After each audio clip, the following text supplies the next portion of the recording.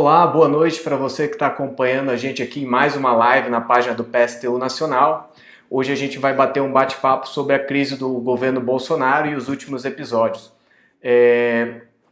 A gente tinha marcado para conversar hoje sobre a situação da pandemia no Amazonas, mas como vocês devem ter acompanhado o noticiário, outra pauta entrou pela janela aí, né? Mesmo quem não acompanhou o noticiário acabou vendo pelos memes a situação política do país e o fato de que ontem pela manhã o ministro da Justiça, Sérgio Moro, pediu demissão do cargo. Então a gente jogou essa discussão sobre a pandemia em Manaus para a semana que vem e hoje a gente convidou o Zé Maria, presidente nacional do PSTU, para conversar com a gente sobre essa situação.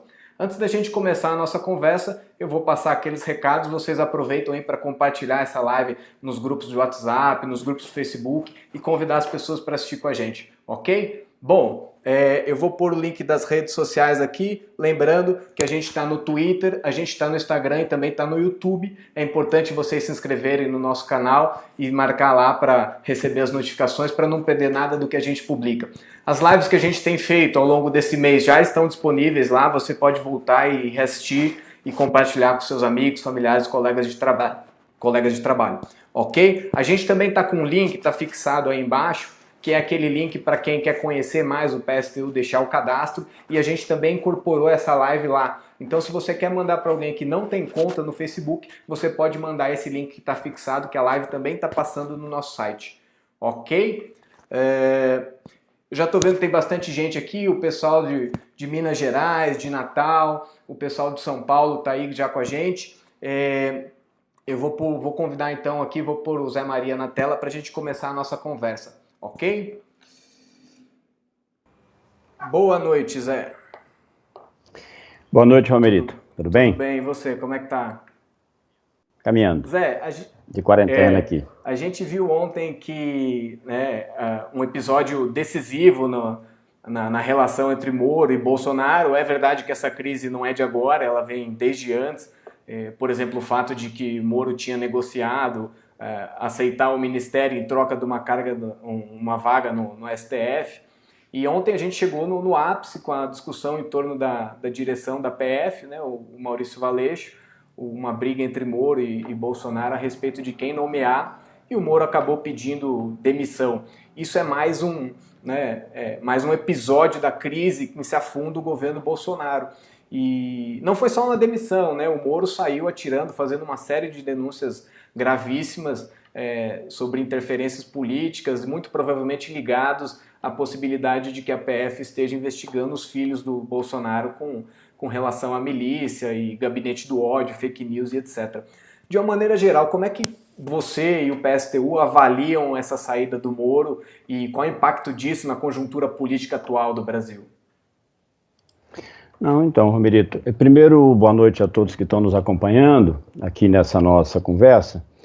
A demissão do Moro, especialmente a forma como ela foi feita, ou seja, as denúncias que ele fez no seu discurso de pedido de demissão do Ministério, ela coloca a crise política do país e o isolamento do Bolsonaro, do governo Bolsonaro, na superestrutura política do país, num patamar superior.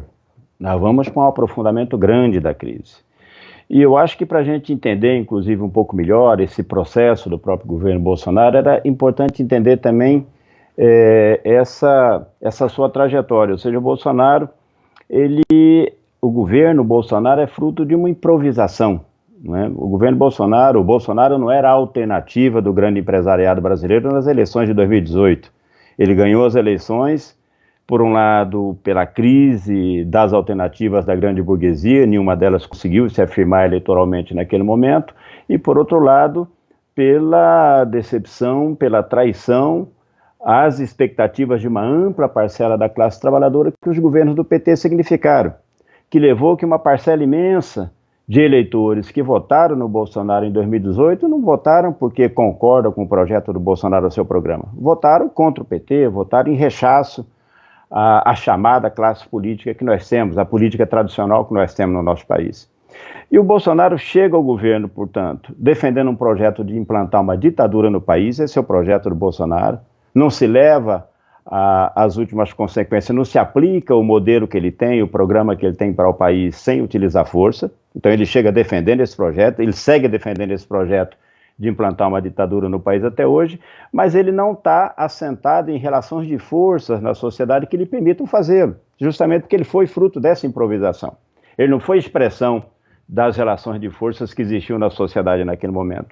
Então, o que é que a gente tem visto? O governo ele sobe, apoiado nessa expectativa de uma parcela ampla da população brasileira de que ele combateria a corrupção, essa coisa toda, acabaria com a chamada velha política, e o Bolsonaro não é uma expressão diferente da velha política, ele é o pior que tem na velha política. Então, não só nós vimos no interior do seu governo a manutenção das práticas de corrupção, como sempre vimos, envolvendo inclusive os seus familiares e ele próprio, o caso do Queiroz é só um dos que nós poderíamos listar nisso, mas também um governo que tratou de atender num patamar superior ao que havia nos governos anteriores, inclusive, os interesses do grande empresariado, dos bancos. É o governo que aplicou o programa mais liberal na economia até agora, sem nenhum tipo de limite, tudo que o grande empresariado quer, seja repassando a esses setores os recursos que o país tem, as estatais, deixando com que esses setores se apropriem ainda mais de recursos públicos no nosso país, seja atuando para eliminar direitos, benefícios que a classe trabalhadora tem, no sentido de também favorecer o grande empresariado. Né? Esse conjunto de medidas que ele tomou, não só a reforma da Previdência, esse conjunto de medidas que ele tomou, que atacavam direitos trabalhistas, direitos sociais, tem a ver com isso. E é um governo que se apoiou, ao mesmo tempo, no grande empresariado, que tapa o nariz para as bobagens que ele fala, mas apoia o governo, porque o governo atende tudo que eles querem, se apoiou num setor da população que acredita, ou seguia acreditando que esse governo de fato iria mudar o país e acabar com a corrupção, coisa pelo estilo, e se apoiou nos militares. Bom, qual é o problema? A dinâmica do governo da posse até agora é de um desgaste cada vez maior. É um governo que a gente pode dizer que é bastante contraditório no sentido, porque ele estruturalmente é um governo muito frágil, porque não se apoia em relação de força na sociedade que lhe permita aplicar o seu projeto. Por outro lado, é um governo perigoso. Por quê? Porque tem um projeto de implantar uma ditadura no país e fica o tempo todo fustigando os limites da chamada democracia representativa que nós temos no nosso país para ver se consegue avançar na aplicação do seu projeto. Nós não podemos descartar que ele consiga promover um autogolpe, fechar o regime do país, implantar uma ditadura. Por isso é um governo que é perigoso nesse sentido. Agora, a dinâmica que nós tivemos nesse último período foi de desgaste. Desgaste porque é um governo que não acabou com a corrupção da velha política, pelo contrário, ele está cada vez mais imerso nela. Um governo que só ataca direitos da classe trabalhadora para beneficiar banqueiro e grande empresário. Então, boa parte dos setores da classe operária que votaram nesse governo vem se afastando paulatinamente desse governo, porque estão vendo com as expectativas que não tinha fundamento, não é? E é um governo que vem se isolando na superestrutura política do país, seja pelo fustigamento que ele faz contra tudo que é humano, ou seja, é um governo que não respeita os direitos humanos, não respeita as mulheres, os negros, as pessoas que são LGBTs, ou seja, um governo que trata de desprezar, de agredir cotidianamente tudo que é humano, um governo que ataca profundamente os direitos da classe trabalhadora e um governo que fustiga permanentemente as liberdades democráticas no país. Isso vai gerando um isolamento e um enfraquecimento maior ainda do governo. O que nós assistimos agora com a eclosão da pandemia levou um salto nesse processo, porque está se revelando de forma praticamente sem filtro nenhum o caráter genocida do governo. É um governo que não disfarça e não tem tido meu pé me dói para dizer o seguinte: morra quantos morrer. Tem que funcionar os negócios, tem que funcionar a economia. As fábricas não podem parar, ou seja, tem que garantir o lucro do grande empresariado, que se lasque a população. Isso gerou um aprofundamento da crise do governo, do seu desgaste junto à população e o seu isolamento na superestrutura, gerando um pouco essa polarização que a gente tinha assistido nesse último período, Bolsonaro de um lado, dizendo que tem que acabar o isolamento social, tem que botar tudo para funcionar, e os governadores, por outro, defendendo um isolamento social muito mequetrefe, muito meia-boca, como se diz por aí, porque não há isolamento social de fato. Esses governadores, todos eles, tampouco mandaram parar as fábricas, a maioria dos negócios, das empresas seguem funcionando, obrigando os trabalhadores a saírem da sua casa, pegar um ônibus lotado, pegar o metrô lotado para ir trabalhar.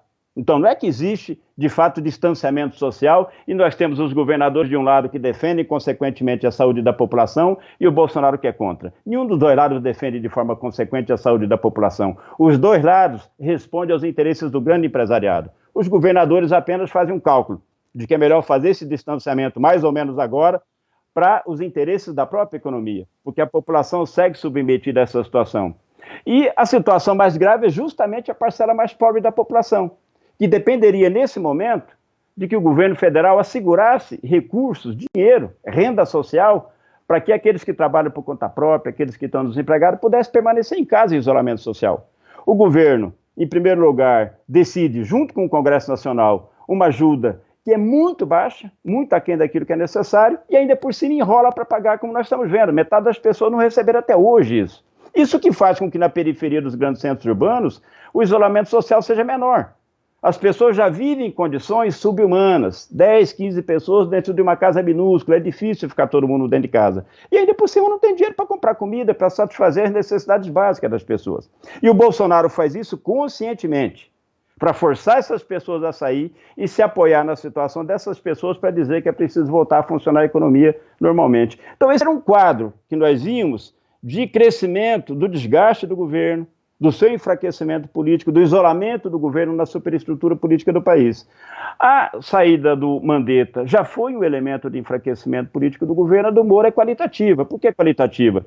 Em primeiro lugar, porque a ruptura do Moro, ela gera um abalo grande num dos esteios de sustentação desse governo. Um dos esteios fundamentais de sustentação desse governo até agora é esse apoio de 25%, 30% da população que ele consegue manter, apesar de todas as barbaridades que ele tem feito nesse último período.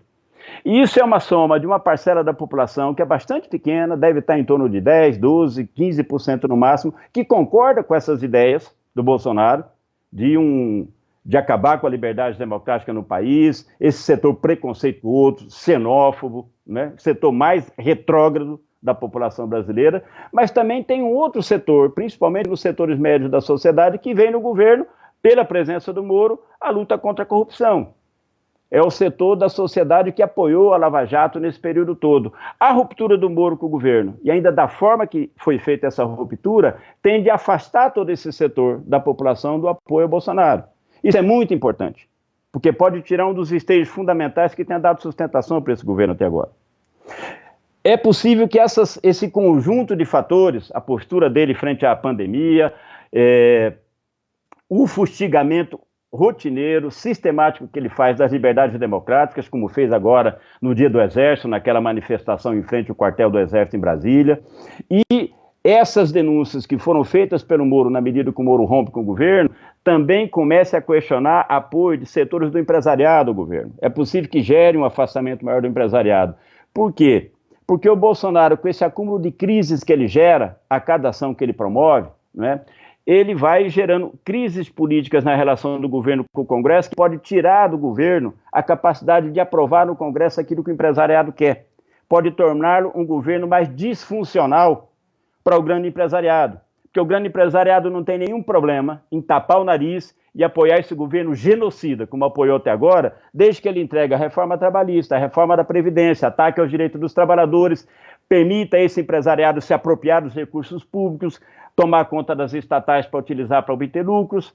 Agora, se o governo perde a capacidade de fazê-lo, ele perde a função. Veja, a MP 905, que cria a chamada carteira verde e amarela, é mais uma complementação da reforma trabalhista. É um crime sem tamanho. No momento esse de crise, de aumento do desemprego, de aumento da precarização das condições de vida das pessoas, o governo quer aprovar uma forma de contratação que tire mais ainda o direito das pessoas, que quase não existe mais. Isso para o grande empresariado é muito importante, porque diminui o que ele gasta com o empregado, aumenta o lucro dele. Agora, por que essa medida não foi aprovada? Ela tinha amplo apoio na Câmara dos Deputados e amplo apoio no Senado. Ela não foi aprovada pelas pataquadas que o Bolsonaro fez. É isso que eu digo quando falo que esse tipo de atitude dele pode torná-lo disfuncional para a burguesia. Se ele perder essa capacidade de relação com o Congresso para aprovar aquilo que é necessário para o empresariado, ele perde função. Então, isso também pode diminuir o apoio dele no empresariado. Esses dois aspectos são aspectos muito importantes, é o que nos leva a dizer, em primeiro lugar, que é um patamar qualitativo, distinto do passado, da evolução da crise política no país, do enfraquecimento do governo. Então, daquele governo que a gente diz que oscila entre uma fragilidade grande, que pode inclusive não terminar o mandato, e, por outro lado, a ameaça do autogolpe, de implantar uma ditadura no país, de impor um retrocesso nas liberdades democráticas, nesse momento, o Bolsonaro está muito mais perto desse governo que pode cair, que pode terminar o seu mandato muito antes de 2022. Qual é o fator que é muito importante, que não está muito claro até agora? É importante que a gente acompanhe. O que vai fazer essa camarilha militar que está no governo hoje? Porque o Bolsonaro, nesse processo de enfraquecimento dele até agora, ele vem aumentando, por outro lado, a presença de militares no governo, no primeiro escalão do governo. Hoje, todos os ministros do Palácio do Planalto são militares. Esse setor foi fundamental no apoio a ele e para mitigar, para diminuir as consequências do isolamento político que o governo vive até agora. Veja, no episódio do Mandetta isso ficou claro. Os militares atuaram para tentar contemporizar a situação, mas deixaram claro que apoiam Bolsonaro contra o Congresso Nacional, contra o STF, na questão do isolamento social, né?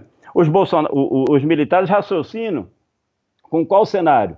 Se a economia entra numa crise maior do que está, vai haver ali na frente conflagrações sociais, porque as pessoas não vão conseguir viver nessa situação. Para evitar isso, deixa morrer as pessoas agora e vamos fazer a economia funcionar. Esse é o raciocínio dos militares. É o mesmo raciocínio do Bolsonaro. Agora, o que é que esse setor vai fazer agora? Com a ruptura do Moro, com as denúncias que foram feitas. Veja que já não são só denúncias. Quem viu o Jornal Nacional ontem viu que o Moro apresentou uma prova, né? É preciso dizer da denúncia do Moro, que aliás, é uma situação muito interessante. O discurso do Moro ontem, se você prestar atenção nele, você não entende porque ele entrou no governo. Porque falar de Estado democrático de direito, de respeito às leis, entrar no governo de um cara que não respeita nem os direitos humanos, que quer implantar uma ditadura, que diz que as pessoas têm que morrer para que as empresas tenham lucro. O que ele estava fazendo nesse governo, então? O Moro, na verdade, é farinha do mesmo saco. Ô Zé, deixa eu aproveitar e fazer uma pergunta. Você está falando do Moro. Antes, na verdade, deixa eu só fazer a menção ao pessoal que está mandando um abraço aqui. São Gonçalo está presente, Campinas está presente, Juiz de Fora, BH, Natal, deixa eu ver quem mais está aqui, São José do Rio Preto está mandando um abraço aí também, Rio Grande do Norte, São Gonçalo, PSTU Zona Sul, enfim. Gente, só lembrando que é um debate ao vivo, tá? Vocês podem mandar as perguntas que no final a gente tenta responder e vão compartilhando aí. Mas então, Zé, você estava falando do Moro, ele entrou como, né... A gente sabe a situação com que ele aceitou a negociação e etc. Você está dizendo que o Moro fez vista grossa, por exemplo, a coisas grosseiras do Bolsonaro, como o fato dele ter apoiado, o Bolsonaro ter ido num ato pró-ditadura, defendendo a AI-5 e etc. Né? E o Moro sempre se fez de legalista, né? De republicano, no mínimo, assim. É até interessante a maneira como ele saiu do governo, com imagens das conversas de WhatsApp, né? Porque ele já tinha usado isso antes, nessa questão da Lava Jato e etc. Chega a ser até meio irônico. Mas comenta um pouco pra gente dessa contradição. O Moro, que sempre se diz um defensor da legalidade, entrar num governo que abertamente rechaça o processo democrático e etc., as liberdades democráticas. Não existe uma contradição nisso? O que estava por trás do Moro ter ingressado nesse governo? Eles têm imunidade de fundo, é muito importante que a gente compreenda isso, porque é uma questão de estilo, mas em última instância, todos eles estão unidos no quê? Em disponibilizar ao grande empresariado, às multinacionais, os recursos que o país tem e ajudar a classe dominante desse país, as grandes empresas, os bancos, ajudar o imperialismo representado hoje, talvez o seu melhor representante no mundo hoje seja o Trump, ou seja, o interesse das grandes corporações internacionais a prevalecer no país, sobre os interesses do país e principalmente na exploração da classe trabalhadora. Nisso há uma unidade ampla entre eles, não só Moro, Bolsonaro, Dória, o Witzel, esses governadores todos. Você veja que eles brigaram entre esse isolamento social mequetrefe ou não, mas todos eles, Congresso Nacional, STF, governadores, Moro, estavam unidos para aprovar a reforma da Previdência, para aprovar os ataques aos direitos dos trabalhadores, mesmo agora nessa crise profunda que nós estamos vivendo, para aprovar o tal orçamento de guerra, que dá mais de R$1 trilhão para o Banco Central ajudar os banqueiros. Ou seja, esse é o pano de fundo que une todos eles. E eles têm estilos diferentes. O grande empresariado, a maioria dele, tem outro estilo, não tem esse estilo do Bolsonaro, troglodita. Eles não precisam disso nesse momento. Veja, por que eles não precisam neste momento de que se impõe uma ditadura no país? Qual é a medida que o Congresso Nacional está ameaçando votar que prejudica os empresários e ajuda os trabalhadores, que precisa ser evitada?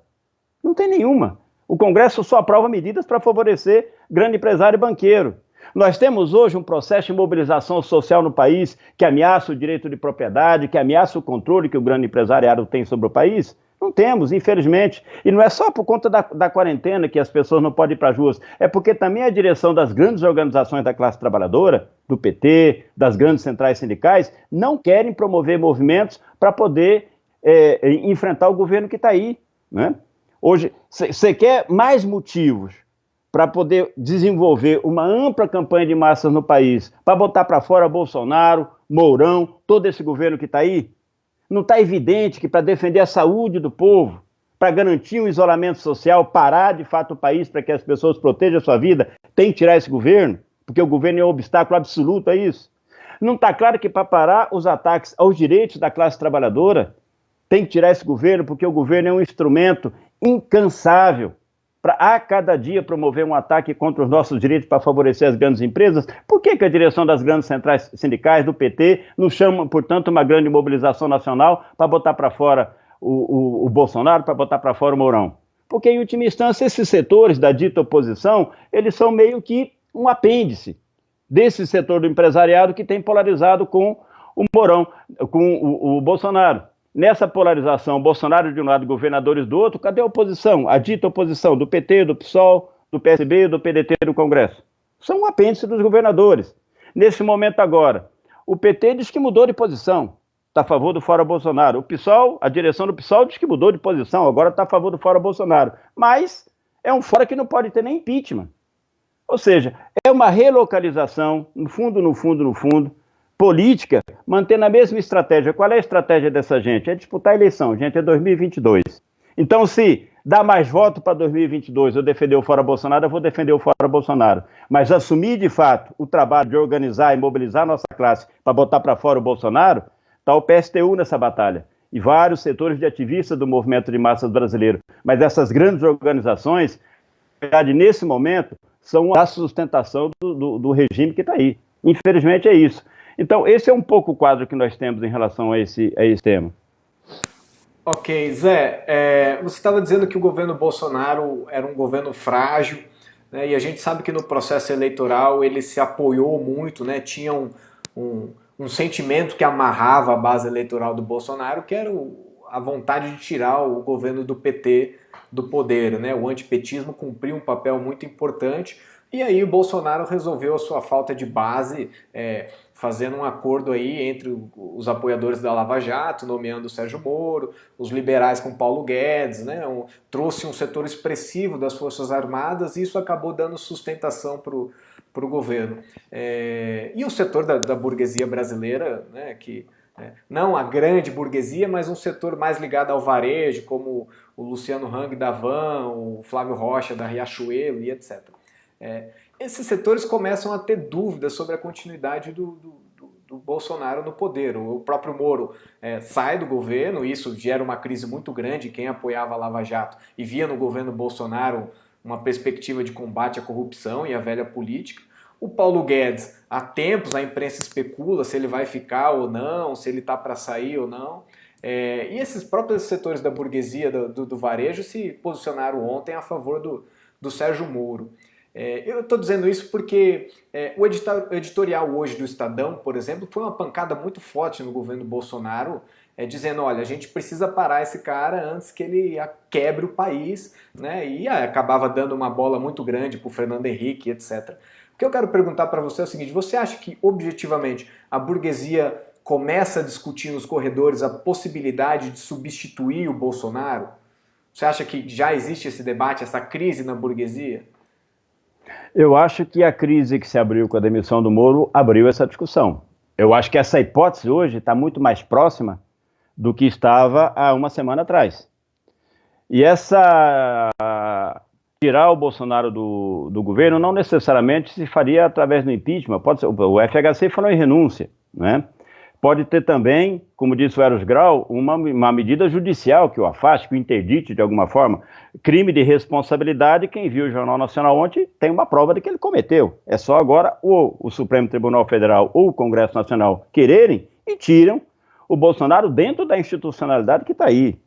Então, eu acho que essa hipótese hoje é mais próxima do que era uma semana atrás. Ela vai se dar agora imediatamente? Temos que acompanhar, deixar baixar um pouco a poeira para ver. Em primeiro lugar, como vai reagir a camarilha dos militares que estão dentro do governo. Esse povo vai se afastar também do Bolsonaro, vai fazer esse mesmo movimento desse setor do empresariado aí do Brasil 200, do dono da Riachuelo, do dono das lojas Avan, vão se afastar também? Se afastam, o Bolsonaro fica, de fato, completamente suspenso no ar. Se não, é um outro quadro. Forças Armadas no nosso Brasil têm peso. Esse é um dos problemas grandes desse governo. Ele chega no governo não só com apoio, mas com a participação de setores das Forças Armadas. É um problema grande isso. Mas então eu acho isso, eu acho que está mais próximo do que antes.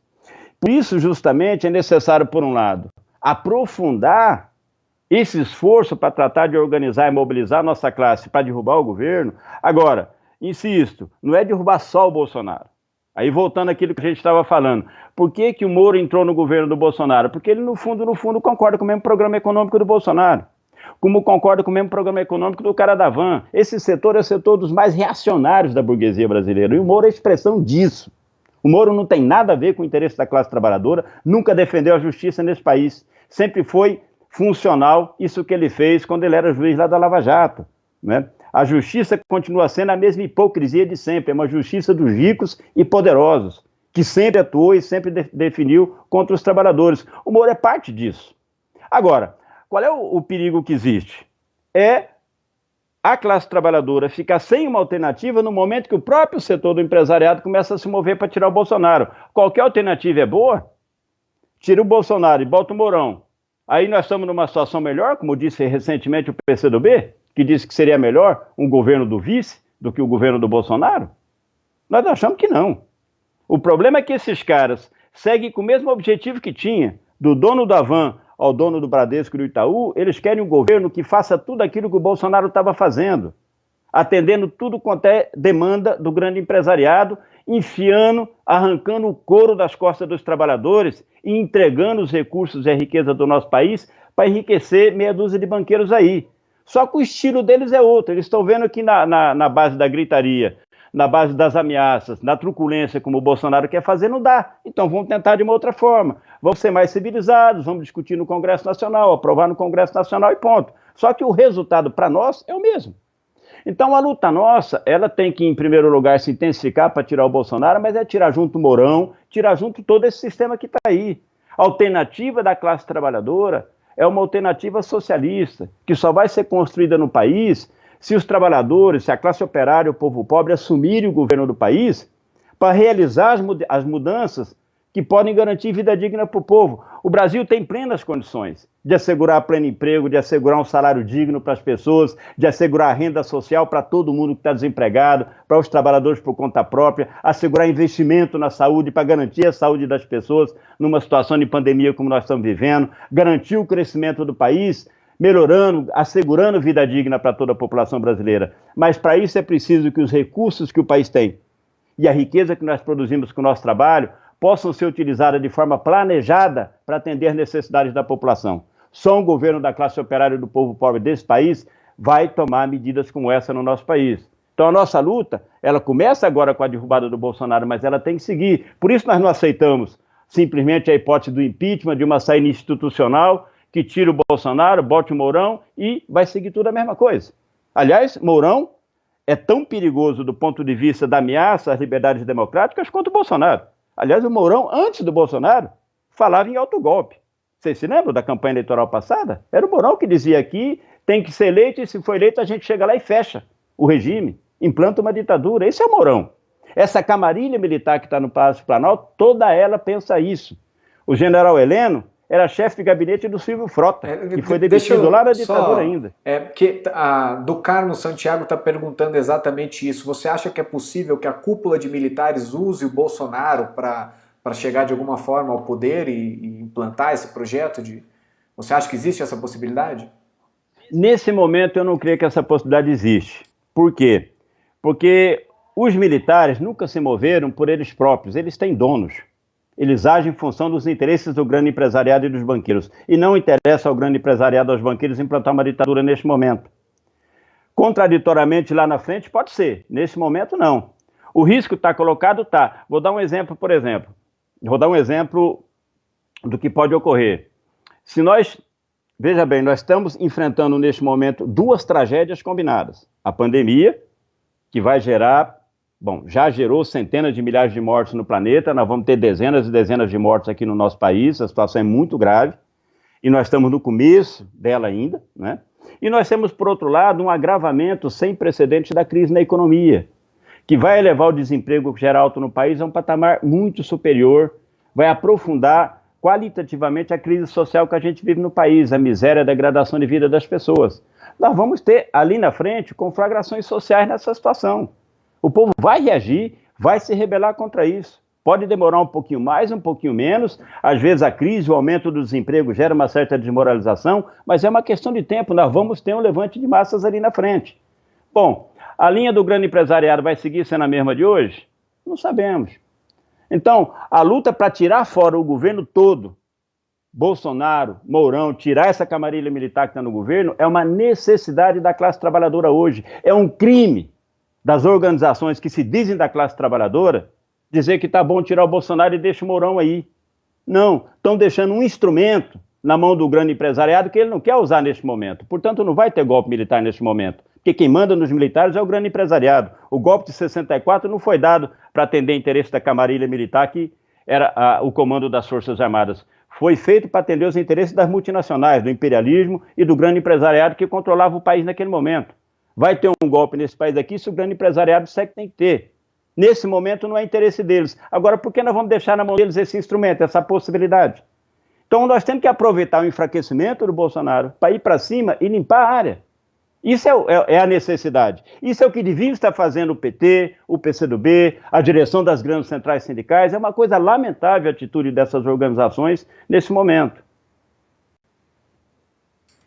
Zé, você está dizendo que não existe a possibilidade dos militares fazerem essa movimentação, mas por outro lado, o Bolsonaro, diante da perda de apoio, né, da base dele, começa a sinalizar para o Centrão uma tentativa de aproximação para ver se salva alguma coisa. E por outro lado, a gente tem também setores de esquerda que começam a pressionar, por exemplo, Rodrigo Maia, que não é nenhum parlamentar de esquerda, a acatar pedidos de impeachment e etc. Sobre essa relação do Bolsonaro com o Centrão, que dizia que ia combater a velha política, a gente pode esperar alguma coisa disso? Estão comentando aqui sobre o Centrão. Comenta pra gente sobre essa relação do Bolsonaro e essa aproximação, essa tentativa de... Olha, eu acho importante esse processo, inclusive divulgar esse processo, porque se há algum setor ainda da população que apoia o governo Bolsonaro porque ele é o governo contra a velha política, bom, tá aí o que há de pior na velha política depois do Bolsonaro, é justamente esse setor com que ele está pretendendo, está tentando se aliar neste momento. Na verdade, ele está tentando comprar, né? É assim que funciona a relação dessa gente aí nesse momento. O que ele quer? Ele, frente ao isolamento que ele está vivendo, ele está tentando buscar um ponto de apoio que lhe permita continuar governando dentro do Congresso Nacional. Ele quer fazer aquilo que ele se negou a fazer até hoje, construir uma base parlamentar no Congresso Nacional que permita a ele ter controle do processo legislativo e manter a funcionalidade que ele tem para o grande empresariado. Senão ele sabe que perde função e vai cair. Bom, ele vai conseguir fazer isso no grau de isolamento que ele já está? Nós vimos aí que há políticos que não têm nenhum prurido em dizer, não, eu estou apoiando o Bolsonaro. E não é só esses caras aí do PL, o Valdemar da Costa Neto, esse tipo de gente. O Paulinho da Força Sindical, vocês viram a declaração dele. Agora nós temos que garantir governabilidade. É uma coisa inconcebível. Um cara que é ex-dirigente sindical, dos metalúrgicos, fazer uma declaração dessa. Esse é o tipo de político que nós temos lá em Brasília, né? Então eu acho que ele vai conseguir comprar uma parte disso. Agora, isso vai garantir a ele o apoio necessário para aprovar aquilo que ele quer dentro do Congresso? Hoje por hoje, eu acho pouco provável que ele consiga, não que ele consiga comprar alguns, mas que ele consiga uma base de apoio que lhe permita governar aprovando no Congresso Nacional aquilo que são os projetos do governo. Eu acho que o grau de isolamento dele já é muito grande, o grau de afastamento dos setores do empresariado dele também. Então, acho difícil que só comprando, da forma como ele está fazendo com os deputados, ele consiga uma maioria parlamentar. Ele vai conseguir alguma base de apoio, mas uma maioria parlamentar eu acho, nesse momento, pouco provável. Ok. Zé, só mencionar o pessoal aqui, Bragança no Pará, quem mais mandou aqui? Maringá, Tocantins estão mandando abraço aí, o pessoal está acompanhando, Joinville está aqui também. Gente, só lembrando, vai compartilhando aí e não esquece de mandar o comentário aí pra gente.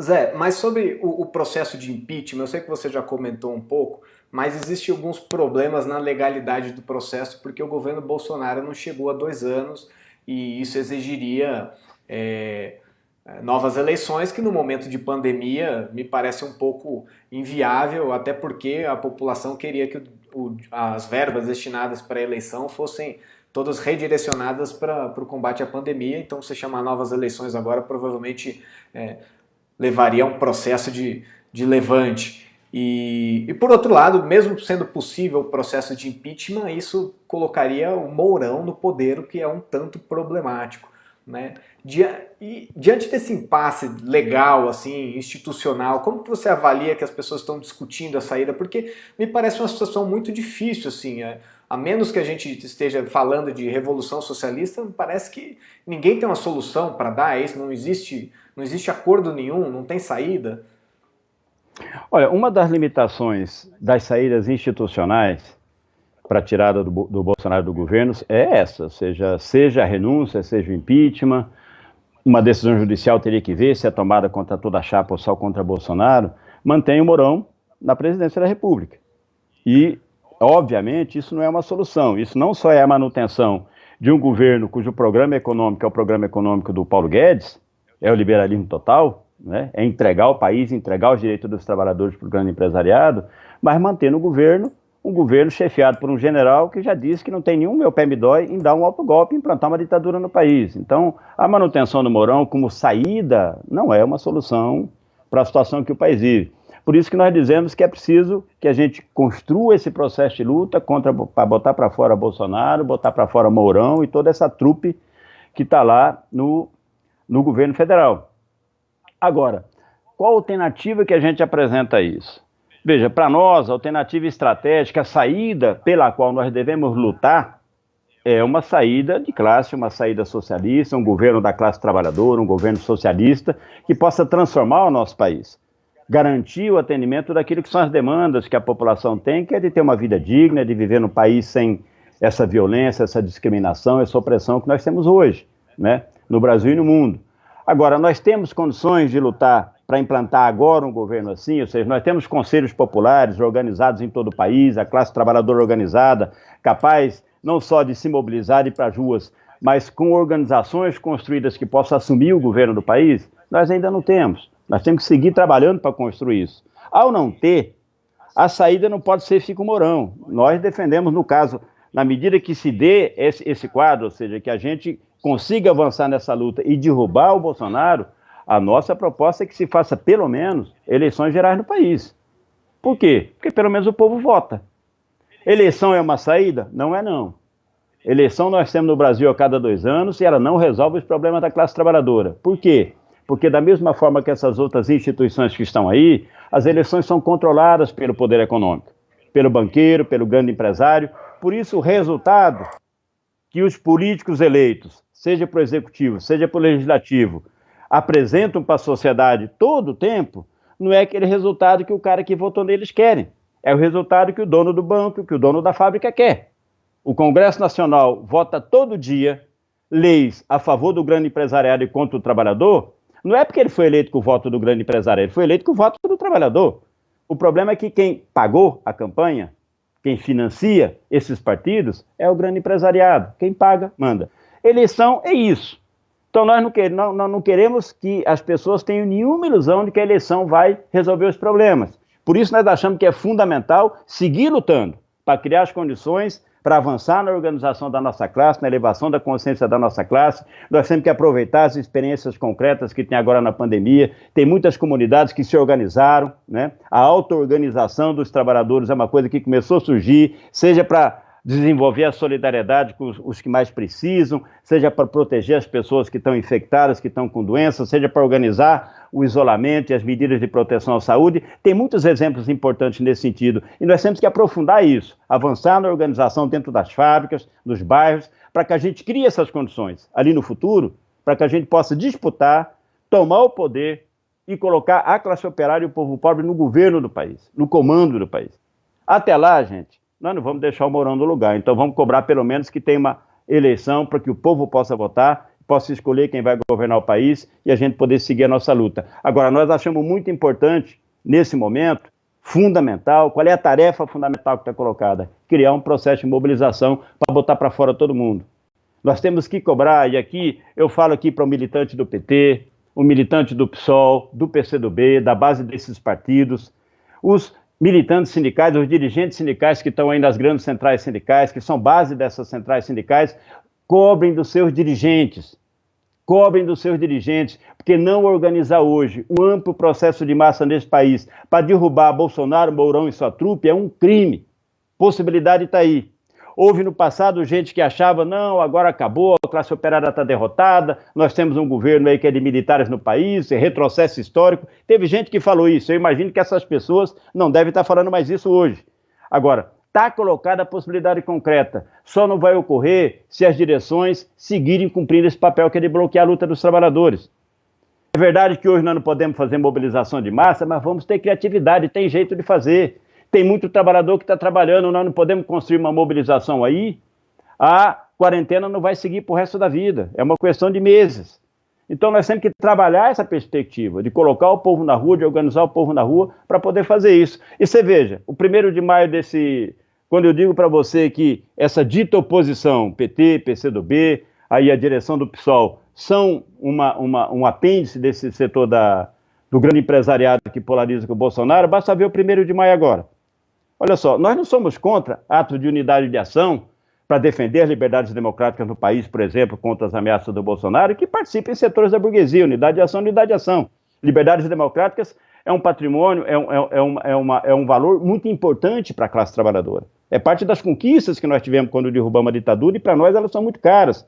Então nós estamos a favor da unidade com todo mundo para defendê-las. Mas 1º de maio é o 1º de maio, é um dia de comemoração da luta da classe operária, da classe trabalhadora contra a exploração capitalista.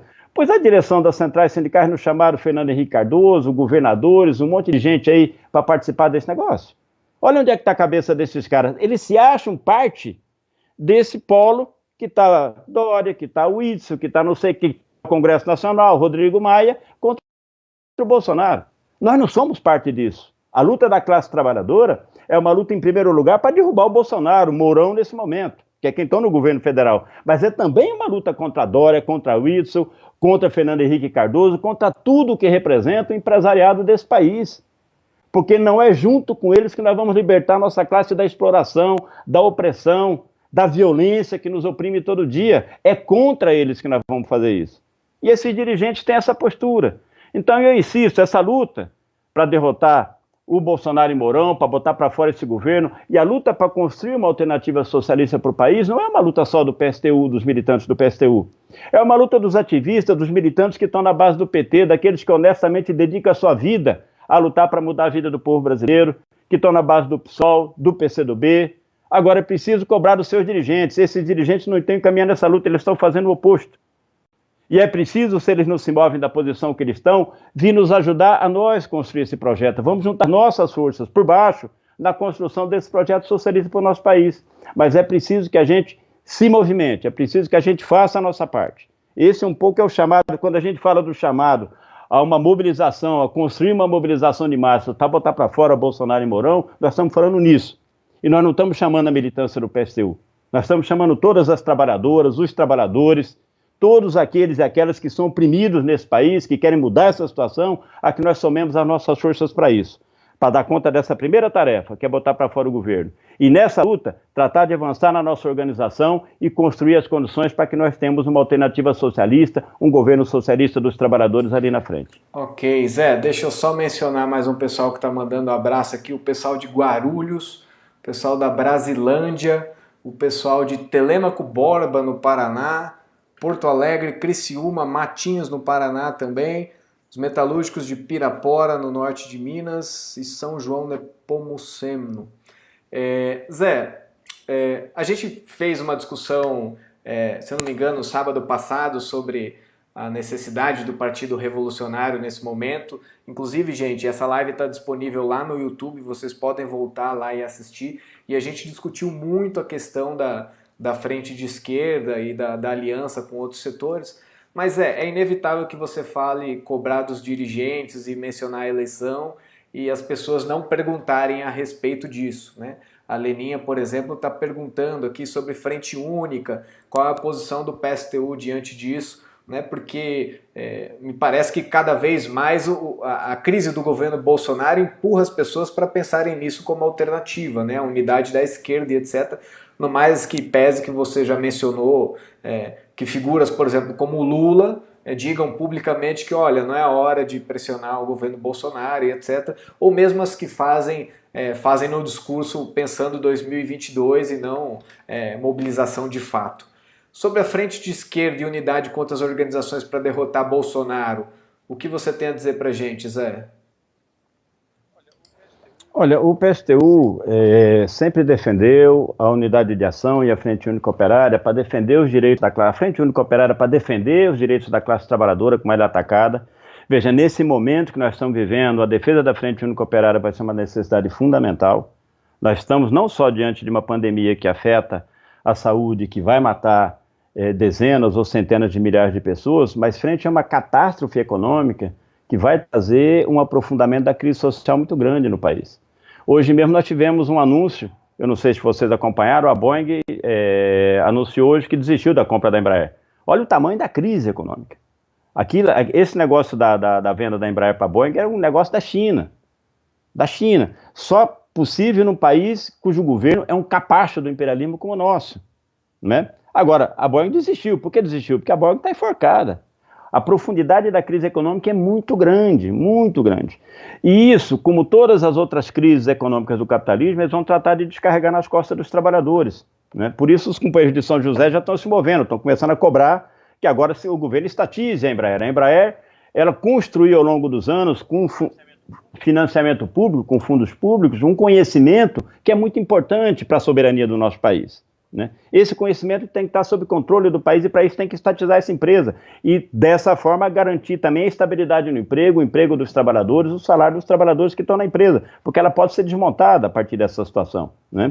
Então, nós vamos ter a medida que está sendo aplicada agora de redução de salário, redução de jornada.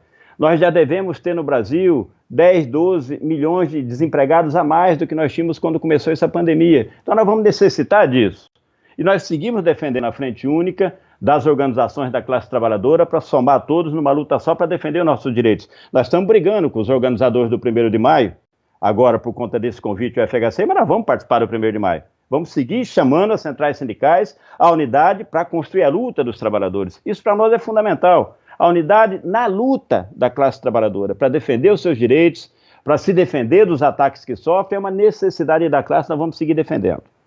Frente ampla eleitoral, que setores da esquerda brasileira, a direção do PSOL, do PT, PDT, PCdoB defendem, é outra coisa. É uma frente para apresentar uma alternativa política para o país, uma saída para a crise que o país vive, que não é uma saída da classe trabalhadora, esse é o problema. Nós já tivemos uma experiência com os governos do PT no nosso país. O PT, quando assumiu o governo, assumiu apoiado numa expectativa de um setor grande da classe trabalhadora brasileira, de que o PT chegaria no governo e mudaria a prioridade do país. A prioridade passaria a ser o pobre. Aquilo que o Lula fala no discurso dele, que o PT fala na propaganda dele, as pessoas acreditavam. E qual foi a prioridade do governo do PT? O rico, como todos os outros governos que nós tivemos no país. Isso se vê não só no problema da dívida externa. O PT gastava 600, 700 bilhões de reais por ano para ajudar banqueiro e 20 bilhões para o Bolsa Família. Mas não é só nisso. Os ataques aos direitos dos trabalhadores que não pararam nos governos do PT. A desnacionalização, a privatização, ou seja, a entrega dos recursos do país para o capital estrangeiro, não pararam no governo do PT. É emblemático o leilão do Campo de Libra, do pré-sal da Petrobras, que a Dilma mandou o Exército reprimir os trabalhadores lá no Rio que estavam protestando contra aquela privatização. A desnacionalização, a entrega do país para as multinacionais, a desindustrialização do país, o ataque à indústria. E nós sabemos que a indústria é a base da produção de riqueza de qualquer sociedade. Quando o governo Lula começou, 60% da pauta de exportações do Brasil eram produtos manufaturados, industrializados, 40% era produto primário. Quando o Lula saiu, 60% era produto primário, 40% era industrializado. Já havia um processo de desmonte da indústria do país nos governos do PT, foi um governo como qualquer outro. Essa é a base dessa decepção ampla de um setor imenso da classe trabalhadora, que rompe com o PT, que se decepciona com o PT, e esse fenômeno é um dos fenômenos que ajuda a explicar, inclusive, a eleição do Bolsonaro depois. Aí eu pergunto, nós vamos organizar a classe trabalhadora, botar o povo na rua, derrubar o governo Bolsonaro, para voltar para o passado e botar outro governo do PT para fazer a mesma coisa? Nós não temos esse direito, companheiros. A esquerda brasileira não tem esse direito. O engodo do PT custou à classe trabalhadora brasileira 30 anos. O PT foi fundado em 1980, apoiado na expectativa, na esperança da classe operária e dos trabalhadores brasileiros de que esse partido pudesse ser um instrumento para mudar o país, para que o povo pudesse ter uma vida digna. Levou 22 anos para esse partido chegar no governo, mais 15 anos de governo, para gerar a decepção que gerou. Todo partido que seguir por esse caminho que o PT seguiu, aqui eu vou me adaptar para poder ganhar as eleições, eleger deputado, prefeito, governador, presidente da República, vai chegar no mesmo lugar que o PT chegou. Eu converso muito isso com os meus camaradas do PSOL, há muitos camaradas muito bons dentro do PSOL.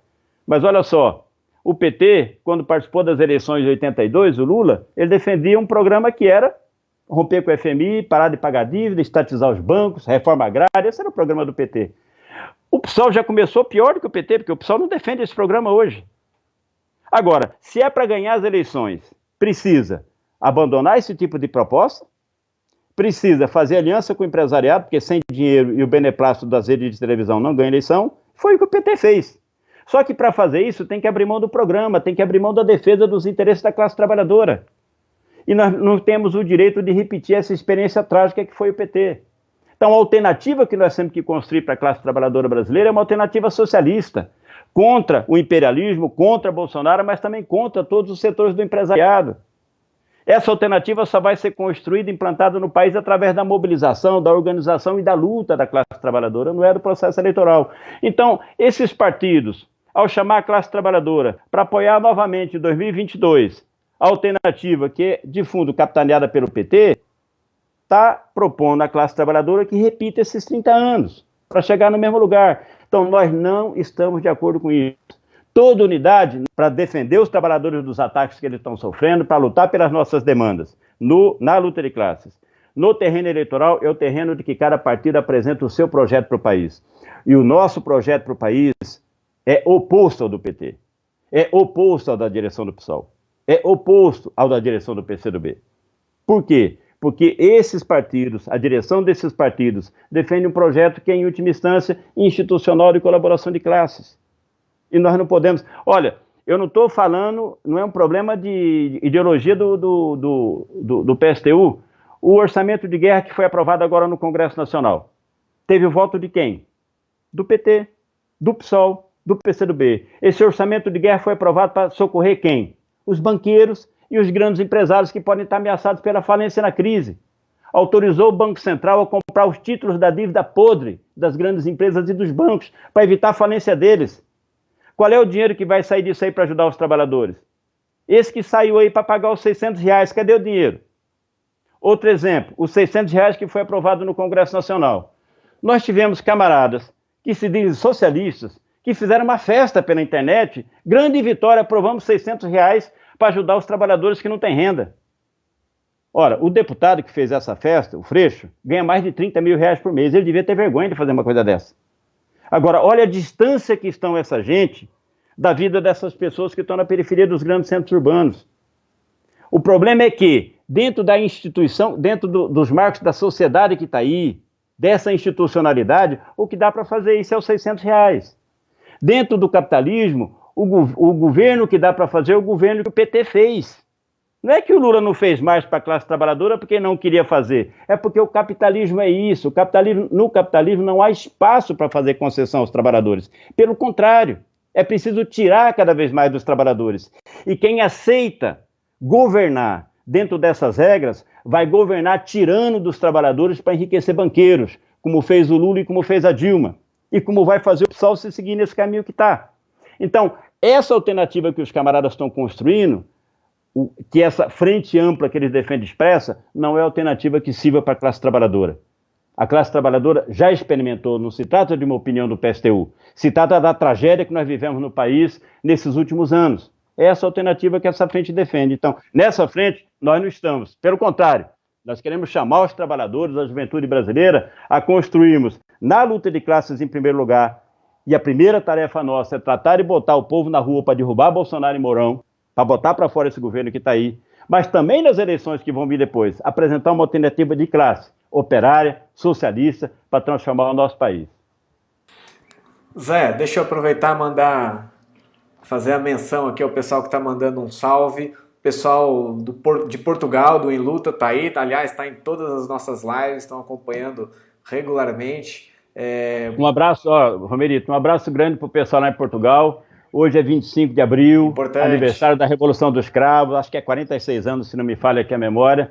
Grande vitória do povo português. E como diz os camaradas do Em Luta lá, essa pandemia e a crise na economia estão mostrando que precisa de outra Revolução dos Cravos. Grande abraço para a turma lá de Portugal. Muito bom. O pessoal do México está aí também, da Venezuela. O Benjamin Filho de Jundiaí está dizendo que está assistindo com os amigos da Krupp. Desconfio que deve ser o nome da empresa lá. Um abraço então para o pessoal de Jundiaí aí da Krupp. Zé, deixa eu aproveitar e fazer uma pergunta aqui. Você estava dizendo que, né, o governo do PT governou para os grandes empresários e etc., mas nas eleições de 2018, mesmo assim, a burguesia acabou por escolher o Bolsonaro, né? Se existiam outros representantes, por que foi escolhido o Bolsonaro? Então, por que não Haddad, ou mesmo o Ciro? O pessoal está comentando aqui do Ciro.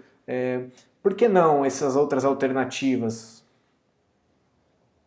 Olha, eu te diria que a alternativa mesmo do grande empresariado na eleição de 2018 era o Alckmin, ou esses outros candidatos que não se viabilizaram eleitoralmente. Aí são expressão, gente, a burguesia ela tem um controle da sociedade, mas não significa que ela determina que tudo aconteça como ela quer. Porque já a eleição de 2018, ela foi realizada em meio a um aprofundamento da crise no país, da crise econômica, que vem se arrastando desde 2008, 2009, gerando uma crise social imensa, que gera por baixo uma pressão imensa da sociedade. Em 2013 nós tivemos aquele amplo processo de mobilização no país, que foi o ensaio de uma grande insurreição popular, porque as pessoas simplesmente não suportam mais viver na situação que estão vivendo. Então, esse processo todo interfere na realidade política do país. E a burguesia não conseguiu viabilizar eleitoralmente naquele momento, por esse conjunto de fatores, o desgaste das propostas neoliberais, dos dirigentes burgueses frente à população, pela degradação das condições de vida que foi imposta ao povo nesses últimos 10, 15 anos, né? A crise de divisão entre eles. Então, tudo isso gerou uma situação que acabou deixando, para evitar a presença do PT no governo, o Bolsonaro.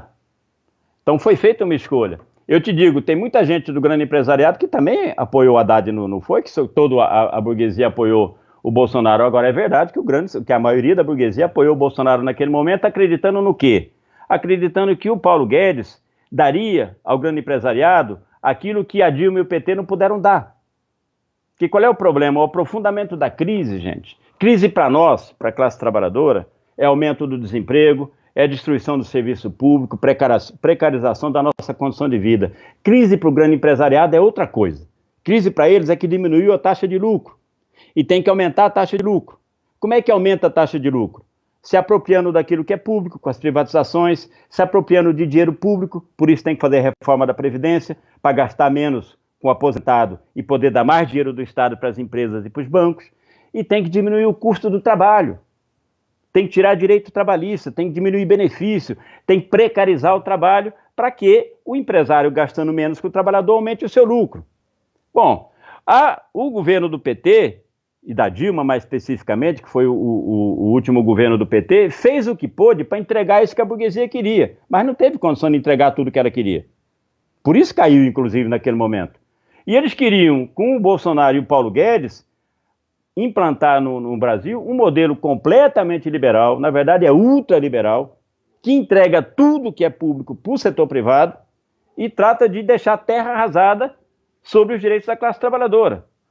Essa é a aposta que a maior parte do empresariado fez. O PT não estava disposto a fazer uma concessão desse tamanho naquele momento, então vamos botar o Paulo Guedes. Bom, a situação que nós temos hoje é essa, né?